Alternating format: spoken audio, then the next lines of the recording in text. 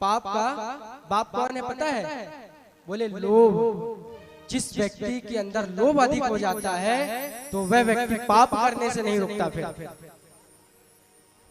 जो व्यक्ति लोभ करने शुरू प्रारंभ कर देता है तो वह पाप करने से नहीं रुकता।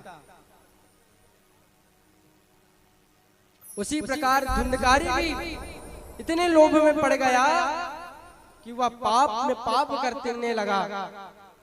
और जब अंत में उसकी मृत्यु हुई ना प्यारे, तो जानते हैं उसकी मृत्यु कैसे हुई? बोले 5 वेश्याओं जो घर में रखा था, वह जब धन चुरा करके लाता था तो वेश्याओं ने एक बार मन में विचार किया कि ये पता नहीं कौन सी जगह से ये चोरी करके लाता है, कहां से राजा के यहाँ चोरी करके लाता है। अगर किसी राजा ने हमको पकड़ लिया तो महाराज कारागार में डाल देगा। वेश्याओं ने डर के वजह से धुंधकारी को शराब का पान करा करके पलंग पे बांध दिया और जलते हुए अंगारे को ला करके धुंधकारी के मुख में डाल दिया।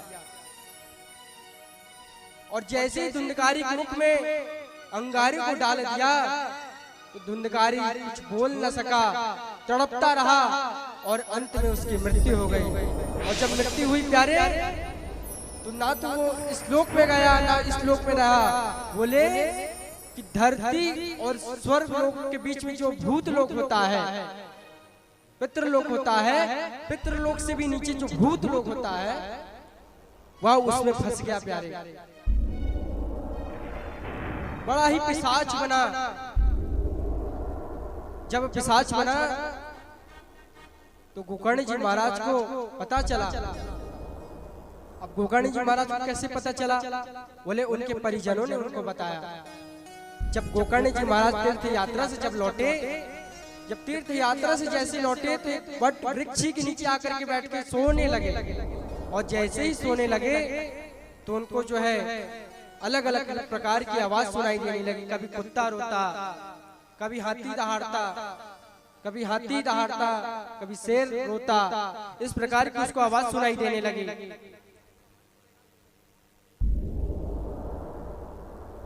जब आत्मदेव ने गोकर्ण जी महाराज जी ने उनसे पूछा कि भैया आप कौन? तो धुंधकारी ने क्या कहा जानते हैं कि अहम भ्राता त्वदीयोऽस्मि धुंधकारेति नामतः स्वकीयेनैव ब्रह्माण्डेन नासितं मया। अहम भ्राता त्वदीयोऽस्मि, भैया मैं आपका बड़ा भाई हूं। बोले कि मेरी मृत्यु होने के कारण मैं बड़े भयंकर प्रेत में प्राप्त हुआ हूँ, बड़े भयंकर प्रेत योनि में पड़ा हूँ, कुछ कीजिए प्रभु। तो गोकर्ण जी कहने लगे कि अरे धुंधकारी, मैंने तो गया जी में जाकर के तुम्हारा पिंडदान किया है, तो उससे तुम्हें मोक्ष की प्राप्ति नहीं हुई। तो धुंधकारी कहने लगा कि भैया मैं एक ऐसा प्रेत हूँ कि आप गया जी में जाकर के 100 बार भी पिंडदान करोगे या दान करोगे तब पर भी मुझे मोक्ष की प्राप्ति नहीं होगी, क्योंकि मैंने जीते जी इतने पाप किए, अपने माता पिता को इतना कष्ट दिया। वह व्यक्ति कैसे इतनी जल्दी मोक्ष को प्राप्त हो सकता है? बंधुओं याद रखना, जो व्यक्ति या जो पुत्र या जो पुत्री अपने माँ बाप को कष्ट देती है या देता है या अपने माँ बाप को रुलाता है, तो याद रखना वो अंत में मरने के बाद प्रेत योनियों में प्राप्त होता। और ऐसा वैसा प्रेत नहीं, बोले 100 पिंड दान करने के बाद भी उसे मोक्ष की प्राप्ति होती। गोकर्ण जी ने कहा कि ठीक है, मैं तुम्हारे कुछ मोक्ष का उपाय करता हूँ।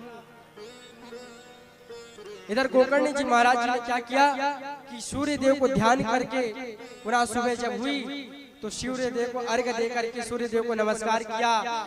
और नमस्कार करके सूर्य देव को विनय पूर्वक पूछने लगे, कहने लगे कि हे भगवान, हे सूर्य देव, हे सूर्य नारायण, किस लघु उपाय से मेरे भाई का जो है पितृ योनि से मोक्ष प्राप्त होगा, कृपा पूर्वक मुझे बतलाइए। तो भगवान सूर्यदेव ने क्या कहा जानते हैं? श्रीमद्भागवतात् मुक्तिः सप्ताहं वाचनं कुरु इति सूर्यवचः सर्वैः धर्मरूपं तो श्रुतः धर्मरूपं विस्तृतः। बोले गोकर्ण, अगर तुम धुंधकारी को मोक्ष प्राप्त करवाना चाहते हो तो तुम श्रीमद् भागवत कथा का आयोजन करो, श्रीमद् भागवत कथा का रसास्वादन करवाओ, श्रीमद् भागवत कथा का पाठ करवाओ, जिसे पाठ करने से तुम्हारा भाई अवश्य ही मोक्ष को प्राप्त हो जाएगा।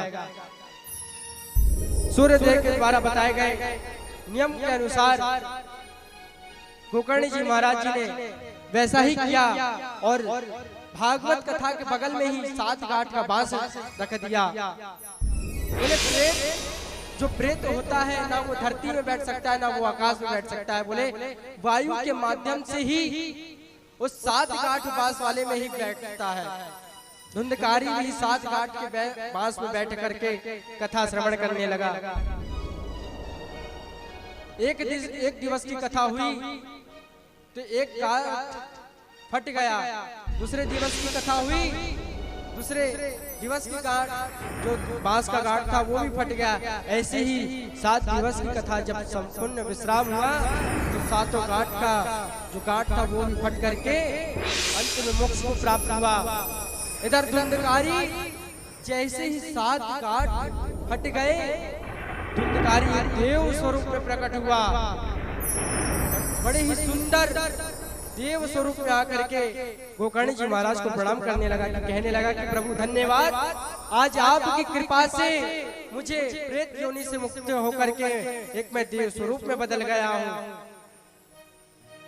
इधर भगवान के पार्षद आए और धुंधकारी को ले जाने लगे तो बता गोकर्ण जी महाराज ने रोक दिया, कहा रुकिए, ठहरिए ठहरिए, आप केवल धुंधकारी को ही ले जा क्यों रहे हैं? बाकी सभी संतों ने तो भक्तों ने भी तो श्रवण की है कथा।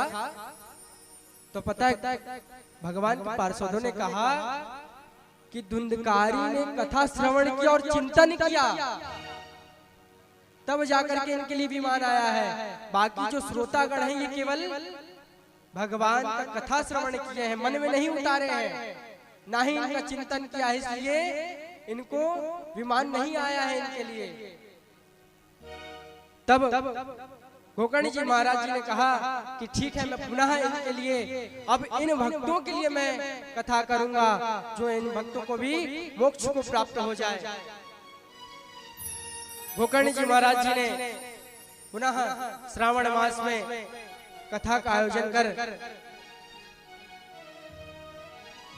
भव्य संगीत में कथा रखी और रख करके जितने श्रोतागण थे प्यारे, वो सभी श्रोतागण पुनः भगवान का चिंतन करने लगे। और जब भगवान का चिंतन किए तो बहुत सारे भगवान का विमान आ गया और उसी में ही सब जाने लगे। इधर गोकर्ण जी महाराज का व्रत एवं पूर्ण हुआ और